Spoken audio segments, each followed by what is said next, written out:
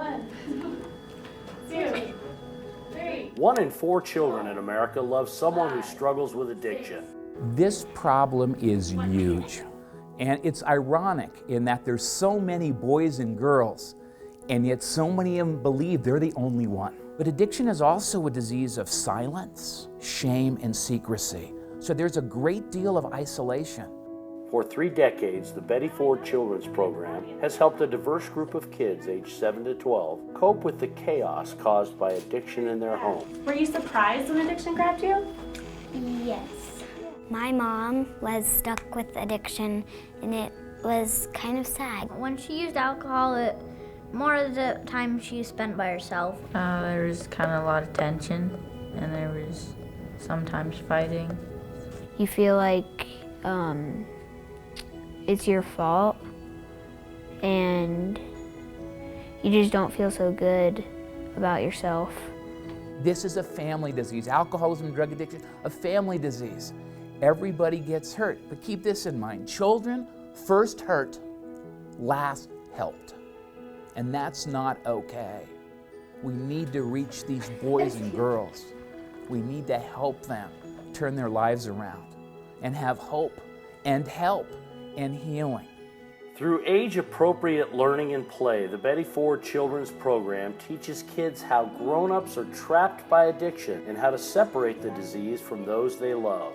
The most important thing we want kids to know when they come through our program is that the addictions and family problems in their life are not their fault. Some other things we want them to know is that it's okay to talk about what's going on in their family and that they have safe people who can help them. So the Bag of Rocks is the first learning activity that we do. It teaches kids what addiction is, how people get it, and how they can get better. It's a bag full of heavy rocks with feelings, problems, and secrets on them. And throughout people's lives, this bag gets heavier and heavier. Pick it back up and it's even heavier. And some people will try and use alcohol and drugs to put it down. Eventually, someone might ask for help and learn a safe way and a healthy way to put that bag down and let things out. So on the 3rd day of the program, we do a share where the kids get to share their experience of addiction with a safe adult. But this is a really powerful experience where kids really get to let their own rocks out. A lot of kids share with their parents not how much they've been hurt, but how happy they are that their parents are in recovery and how proud they are of them for taking those steps to change that family legacy. Because of the Betty Ford program and the exercises where they were able to express their feelings openly without consequence, now they're able to do that in the home in a very free environment. And it's also allowed them to be able to tell mommy what they're feeling. It's a work in progress for sure, and it's just made us a lot closer. Oh, it's been fantastic.